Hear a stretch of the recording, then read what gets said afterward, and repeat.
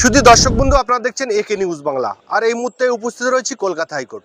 রাজ্যের মুখ্যমন্ত্রী মাননীয়ার সংখ্যালঘু দরদের যে মুখোশ, সেই মুখোশ খুলে গিয়েছে। রাজ্যের মুখ্যমন্ত্রী ক্ষমতা আসার পরে ইতিমধ্যেই তিনি বিভিন্ন জায়গায় মন্দির শিলান্যাস করছেন। দীঘার জগন্নাথ মন্দির তৈরি হয়ে গেছে, রাজারহাটের দুর্গাঙ্গন করবেন এবং শিলিগুড়ি মহাকাল মন্দির করবেন। আর সেই দলেরই একজন বিধায়ক হুমায়ুন কবির, তিনি তানার এবং তানার কমের পয়সা নিয়ে একটি বাবরি মসজিদ করতে চেয়েছেন মুর্শিদাবাদে, তানাকে সাসপেন্ড করা হয়েছে। অর্থাৎ এই জায়গা থেকে বোঝা যায় যে মাননীয়া কতটা সংখ্যালঘু দরদি, কতটা তিনি সংখ্যালঘুদের ভালোবাসেন। আমরা এই সমস্ত বিষয়ে কথা বলবো। আমাদের সঙ্গে রয়েছেন কলকাতা হাইকোর্টের বিশিষ্ট অ্যাডভোকেট শেখ বাবুলাল। মমতা বন্দ্যোপাধ্যায় সংখ্যালঘু প্রেম আর বলবেন না। আমি চাইছিলাম না মমতা বন্দ্যোপাধ্যায়কে নিয়ে কোনো কথা বলতে। আপনারা খুঁচিয়ে খুঁচিয়ে বাক্যগুলোকে বের করছেন, কেন মমতা বন্দ্যোপাধ্যায় আপনাদের খুব প্রিয়। এই বিতর্কিত মানুষগুলি আপনাদের কাছে খুব প্রিয়। আপনাদের কাজ আপনারা করছেন সংবাদ জগতের কাজ গুলিয়ে দেওয়া, পেঁচিয়ে দেওয়া, মানুষকে সত্য ঘটনা পরিবেশন করা এক শ্রেণীর মানুষের কাজ। আর এক শ্রেণীর মানুষের কাজ হচ্ছে মানুষ ঘটনাকে বড় করে মানুষের কাছে প্রচার করো। আপনারা কোন লক্ষ্য নিয়ে করছেন বলতে পারবো না। মমতা বন্দ্যোপাধ্যায়ের নামটা না নিলেই নয়। আপনারা নেবেন, আপনারা জব করবেন, আপনারা করুন। আপনাদের কোনো রকম বাধা আমি দিচ্ছি না, আমি দেবও না, আমার কাজও সেটা না। আমার কথা হচ্ছে মমতা বন্দ্যোপাধ্যায়ের মুসলিম প্রেমী, মমতা বন্দ্যোপাধ্যায়ের মুসলিম দরদি মানসিকতাটা গত পরশুদিনকে যখন হুমায়ুন কবিরকে সাসপেন্ড করলো মসজিদ তৈরি করার জন্য, তখনই প্রমাণ হয়ে গেছে যে মমতা বন্দ্যোপাধ্যায় আসলে মুসলিম প্রেমী নাকি মুসলিম বিদ্বেষী। মসজিদ তৈরি করার জন্য যদি কাউকে যদি সাসপেন্ড হতে হয়, তাহলে এর থেকেই প্রমাণিত হয় যে আসলে সেই ব্যক্তিটা, সেই দলটা মুসলমানদের শত্রু নাকি বন্ধু। মসজিদরা মুসলমানদের আবেগের জায়গা, মসজিদরা মুসলমানদের প্রাণের জায়গা। আমরা প্রাণ দিয়ে, রক্ত দিয়ে, জীবন দিয়ে মুসলিমরা মসজিদকে আগলে রাখবেন, এটা স্বাভাবিক, এটা অত্যন্ত স্বাভাবিক। সেই মসজিদরা তৈরি করতে গিয়ে হুমায়ুন কবিরকে বরখাস্ত হতে হলো, দলীয় শাস্তি পেতে হলো। এটা তো কখনোই তৃণমূলের কাছ থেকে কাঙ্ক্ষিত না। যেই তৃণমূল মুসলমান প্রেমী বলে নিজেকে তুলে ধরার চেষ্টা করেন, যেই মমতা বন্দ্যোপাধ্যায় মুসলিম দরদি বলে নিজেকে প্রতিষ্ঠিত করতে করার চেষ্টা করেন, যেই মমতা বন্দ্যোপাধ্যায় একাধিকবার 2011 সালের আগে থেকে আজকে পর্যন্ত নিজেকে মুসলিম প্রেমী, মুসলিম দরদি বলে প্রমাণ করে ভোট বৈতরণী পার হয়ে মুখ্যমন্ত্রী হিসেবে টিকে থেকেছেন, সেই মমতা বন্দ্যোপাধ্যায়ের কাছে তো হুমায়ুন কবির মসজিদ হওয়ার জন্য, মসজিদ করার জন্য সাসপেন্ড হতে হবে, বরখাস্ত হতে হবে বা নিলম্বিত হতে হবে, এটা তো কখনোই কেউ প্রত্যাশা করেনি। সুতরাং এর থেকেই প্রমাণ হয়ে যাচ্ছেন যে মমতা বন্দ্যোপাধ্যায় আসলে মুসলিম প্রেমী নাকি মুসলিমদের শত্রু। তাহলে তো ধর্মে ও স্থান তৈরি করার ক্ষেত্রে যদি প্রথমেই কাউকে সাসপেন্ড করতে হয়, তাহলে তো মুখ্যমন্ত্রীকে সাসপেন্ড করতে হবে। আপনারা যদি খুব স্পষ্ট করে, ক্লিয়ার করে আমাকে এক কথাতে প্রশ্ন করেন না যে আপনার দৃষ্টিকোণ থেকে, উকিলবাবু আপনার দৃষ্টিকোণ থেকে তুলনামূলকভাবে বিজেপি ভালো নাকি তৃণমূল ভালো, আমি অ্যাডভোকেট শেখ বাবুলাল খুব স্পষ্ট করে দীপ্ত কণ্ঠে বলছি, তুলনামূলকভাবে বিজেপি এবং তৃণমূলের মধ্যে বিজেপি তৃণমূলের থেকে ভালো। দুটো দলই খারাপ। আমি আবারও বলছি, আমার বক্তব্যকে যদি আপনারা কেটে এডিট করেও প্রকাশ করেন আমার দুঃখ নেই, কিন্তু আমি আবারও বলছি, যদি তুলনামূলকভাবে দুটো দল, তৃণমূল বিজেপি দুটো দলই খারাপ, যদি আপনারা তুলনামূলকভাবে আমাকে প্রশ্ন করেন এক কথাতে যে তুলনামূলকভাবে কম্পারেটিভলি তৃণমূল নাকি বিজেপি কোনটা আপনার কাছে ভালো বলে মনে হয়, আমি বলবো তৃণমূলের থেকে কম্পারেটিভলি বিজেপি ভালো। তার কারণ বিজেপি হলো মুসলমানদের সামনের শত্রু, আর তৃণমূল হলো মুসলমানদের পিছনের শত্রু। আমার এক হাত দূরে পিছনেই তৃণমূল ছুরি নিয়ে, অস্ত্র নিয়ে দাঁড়িয়ে আছে, আমি তাকে দেখতেই পাচ্ছি না। কিন্তু আমার 100 মিটার দূরে, 100 কিলোমিটার দূরেও যদি বিজেপি যদি অস্ত্র নিয়ে দাঁড়িয়ে থাকে না, আমি বিজেপিকে দেখতে পাচ্ছি যে বিজেপি আমার ঘোষিত, প্রকাশিত সামনের মুখোমুখি শত্রু। আমার সামনের শত্রুকে মোকাবিলা করতে আমার সুবিধা হবে। আমি যুদ্ধে জয় হওয়ার জন্য আমি শত্রুকে দেখতে পাচ্ছি। আমি যদি শত্রুকে দেখতেই না পেলাম, আমি শত্রুকে প্রতিঘাত করার জন্য, মানে আক্রমণ করার জন্য কী কৌশল অবলম্বন করব? আমি তো শত্রুকে শত্রু বলে মনেই করতে পারছি না, ভাবতেই পারছি না। ঠিক সেরকমভাবে তৃণমূলকে আমরা শত্রু বলে বুঝতেই পারছি না, এবং তৃণমূল সেটা আমাদের কাছে ধরাও দিচ্ছে না, পিছন থেকে শত্রুতারা করে যাচ্ছে। কিন্তু বিজেপি আমাদের মুখোমুখি শত্রু, আমরা তার বিরুদ্ধে লড়াই সংগ্রাম আন্দোলন করছি, তাকে প্রতিহত করার চেষ্টা করছি রাজনৈতিকভাবে, গণতান্ত্রিকভাবে। তৃণমূল কিন্তু সেই ফায়দাটা নিচ্ছে। অন্যান্য রাজ্যে, বিজেপি শাসিত অন্যান্য রাজ্যে আপনি যেটা বললেন, কোথাও দেখতে পাবেন সরকারি অর্থ নিয়ে, মুসলমানের টাকা, হিন্দুর টাকা, সকলের ট্যাক্সের টাকা নিয়ে মন্দির তৈরি হচ্ছে না। কিন্তু পশ্চিমবঙ্গের মাটিতে জেলায় জেলায়, আগামী দিনে ব্লকে ব্লকে মন্দির তৈরি হচ্ছে ট্যাক্সের টাকা নিয়ে, আমার, আপনার, আমাদের সকলের হিন্দু মুসলমানের ট্যাক্সের টাকা নিয়ে। এটা তো অসাংবিধানিক, এটা তো বেআইনি, এটা তো অনৈতিক। সরাসরি সংবিধানের মূল কাঠামোকে আঘাত করে, সরাসরি সংবিধানের ধর্মনিরপেক্ষতার গরিমাকে ধ্বংস করে, কালিমা লিপ্ত করে। আমরা আইনজীবীরা একথা বলতে বাধ্য হচ্ছি, বলছি বারবার ধরে। আমরা মানুষের কাছে আহ্বান জানাচ্ছি, আপনারা সচেতন হন, আপনারা সতর্ক হন, আপনারা লড়াইটা জারি রাখুন, আপনারা তৃণমূলের ছলচাতুরিটা বোঝার চেষ্টা করুন।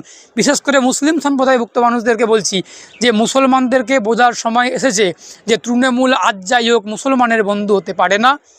আরএসএস চাই পশ্চিমবঙ্গের মাটিতে ব্লকে ব্লকে মন্দির তৈরি হোক।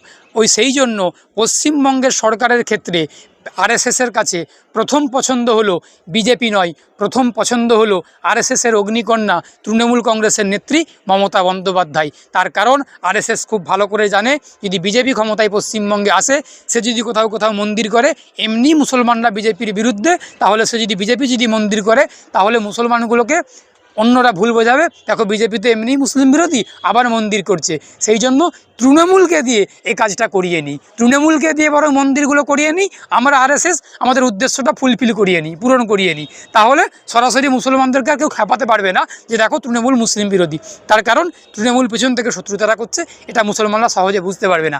কিন্তু আজকের দিনে দাঁড়িয়ে মুসলমানরা খুব ভালো করে বুঝতে পেরে গেছেন, মমতা বন্দ্যোপাধ্যায়ের মুখোশটা খুলে গেছে যে মমতা বন্দ্যোপাধ্যায় মুসলিম বিরোধী। তাহলে কি মাননীয়ার যে সংখ্যালঘু দরদের যে মুখোশ, সেই মুখোশটা খুলে গেছে হুমায়ুন সার্পেন করার ক্ষেত্রে? একদম খুলে গেছে, জলের মতো পরিষ্কার হয়ে গেছে, জল এবং দুধ আলাদা হয়ে গেছে। মমতা বন্দ্যোপাধ্যায় কী মানুষ, কেমন ব্যক্তি, ওনার আদর্শ কী, ওনার নীতি কী, ওনার কৌশল কী, উনি কীরকম ষড়যন্ত্রকারী, উনি কীরকম চক্রান্তকারী, জলের মতো পরিষ্কার হয়ে গেছে। জল যেমন পরিষ্কার, পিউরিফায়ার জল যেমন, অ্যাকোয়াগার্ডের জল যেমন পরিষ্কার, সব কিছু দেখতে পাওয়া যায়, ঠিক তৃণমূল কংগ্রেস দলটা, মমতা বন্দ্যোপাধ্যায়ের মুখটা বাংলার মুসলমানদের কাছে জলের মতো পরিষ্কার হয়ে গেছে। হুমায়ুন কবিরকে সাসপেন্ড করার মধ্যে দিয়ে একদম জলের মতো পরিষ্কার হয়ে গেছে আসলে তৃণমূল কংগ্রেস দলটা, মমতা বন্দ্যোপাধ্যায়টা কী এবং কেন। বাবর অত্যাচারী ছিলেন কি ছিলেন না সে কথা ইতিহাস বলে। আমি তো কোনো ইতিহাসের ছাত্র নই, আমি আইনের ছাত্র, আইনজীবী। সুতরাং যদি আইনের দৃষ্টিকোণ থেকে বলা হয়, সুপ্রিম কোর্ট যেই রায়টা দিয়েছেন বাবরি মসজিদ এবং রাম মন্দির বিতর্কিত বিষয়টা নিয়ে যে রায় দিয়েছেন, সেই রায়টাকে একজন আইনজীবী হিসাবে মাথা পেতে নিচ্ছি। সেই আইনের সমালোচনাও করা যেতে পারে, অনেকে সমালোচনা করছেন, আমিও সমালোচনা করেছি, এখনও করতে পারি। কিন্তু নতুন করে এতদিন পরে আর নতুন করে সমালোচনা করে এটাকে বিতর্ক বাড়াতে চাইছি না ইচ্ছাকৃতভাবে। সুতরাং আইনের ছাত্র হিসেবে, আইনজীবী হিসেবে এটাকে মেনে নিলাম। ইতিহাসের ছাত্র যেহেতু আমি নই, বাবর অত্যাচারী ছিলেন নাকি ভালো ছিলেন, আকবর অত্যাচারী ছিলেন নাকি ভালো ছিলেন, হুমায়ুন কী ছিলেন, সেগুলো যারা ইতিহাসের অধ্যাপক, যারা ইতিহাসের গবেষক, তারা উত্তর দেবেন। আমি কোনো ইতিহাস বিশেষজ্ঞ নই, আমি কোনো ইতিহাসবিদ নই, আমি আইন বিশেষজ্ঞ, আইন নিয়ে কথা বলবো, এটাই সমীচীন, এটাই উচিত। এখন শুভেন্দু অধিকারী একাধারে সব কিছু, উনি ইতিহাসবিদ, উনি পুরাণবিদ, উনি কোরআনবিদ, উনি আপনার উকিল, উনি ডাক্তার, উনি মাস্টার, উনি অধ্যাপক, উনি নিজেকে একাধারে সব কিছু মনে করেন, সাহিত্যিক, নাট্যকার, অভিনেতা। উনি নিজেকে একাধারে হিন্দু, মুসলিম, গরুকেকো মুসলিম, গরুকেকো হিন্দু, আপনার হিন্দু, ব্রাহ্মণের পুত্র, সব কিছু মনে করেন। উনি নিজেকে সব কিছু মনে করেন, স্যার উনি মনে করতেই পারেন, উনি ওনার মতো করে উত্তর দিয়েছেন, উনি ওনার মতো করে বলেছেন বা বলছেন। এখন যেটা কথা সেটা হচ্ছে বাবরি মসজিদ আর রাম মন্দিরটাকে নতুন করে ওনারা হাতিয়ার করার চেষ্টা করছেন। তার কারণ আর কয়েকটা মাস গেলেই রাজ্যে বিধানসভা নির্বাচন।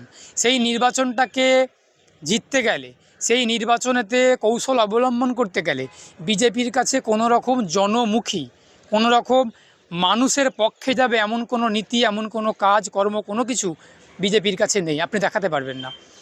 কিন্তু বিজেপির কাছে যেহেতু কোনো রকম ভোটমুখী কোনো কিছু নেই, যে ভোট পাওয়ার জন্য যেগুলো করতে হবে সেরকম কিছু নেই বলে আজকে বিজেপির নেতারা উঠে পড়ে লেগেছে যে কি করতে হবে, হিন্দু মুসলিম, আবার বাবরি মসজিদ রাম মন্দির, আবার গীতা পাঠ, কোরআন পাঠ, এই সমস্ত কিছু নিয়ে করতে হবে। গতকালকে 5 লক্ষ কণ্ঠে গীতা পাঠ করা হয়েছে, অত্যন্ত ভালো জিনিস।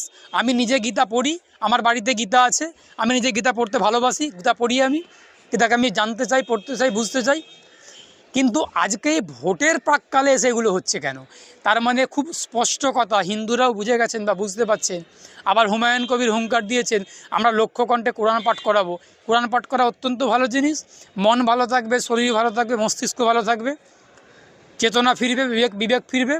গীতা পাঠ করলেও সেম জিনিস হবে, কোরআন পাঠ করলেও সেম জিনিস হবে। তার কারণ সেগুলো ধর্মগ্রন্থ, সেগুলো পবিত্র গ্রন্থ, সুতরাং সেগুলো করে তো আমাদের আর্থসামাজিক পরিবর্তন হবে না।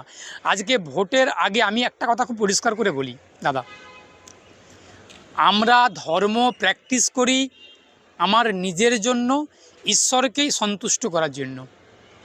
আমরা কোরআন পড়ি, নামাজ পড়ি, পুজো করি, পূজার্চনা করি, উপাসনা করি, আরাধনা করি ঈশ্বরকে সন্তুষ্ট করার জন্য। সুতরাং ব্যক্তি স্বার্থকে চরিতার্থ করার জন্য, রাজনৈতিক ফায়দা নেওয়ার জন্য, রাজনৈতিক স্বার্থকে চরিতার্থ করার জন্য, ভোটের বৈতরণী পার হওয়ার জন্য ধর্মকে যদি হাতিয়ার করি, যদি গীতা পাঠ করি, বাবরি মসজিদ করি, রাম মন্দির করি, এদিকে কোরআন পাঠ করি, সেটা কিন্তু আসলে আমার তো নিজের কোনো উপকার হবেই না, বা আমার জাতিরও কোনো উপকার হবে না, দেশেরও উপকার হবে না, আর তাতে ঈশ্বরও সন্তুষ্ট হবেন না। আমি বাবুলাল যদি নামাজ পড়ি, রোজা করি, আমার ভালো হবে। আমি যদি লোক দেখানোর জন্য কিছু করি, লোককে দেখানোর জন্য কিছু করি, ভোটের জন্য কিছু করি, এটা তো উচিত না। আমি খুব স্পষ্টবাদী বলেই স্পষ্ট কথাগুলো স্পষ্ট করেই বলছি। এ নিয়ে বিতর্ক থাকতে পারে, বাবরি মসজিদ নিয়ে আমি সমর্থন করছি কি সমর্থন করছি না, এগুলো আলাদা প্রসঙ্গ।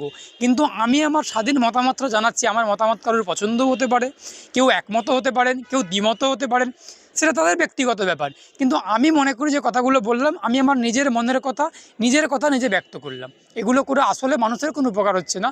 এগুলো যারা ভোট প্রাণী, যারা ভোট নিয়ে বেঁচে থাকে, তারা এগুলো করছেন।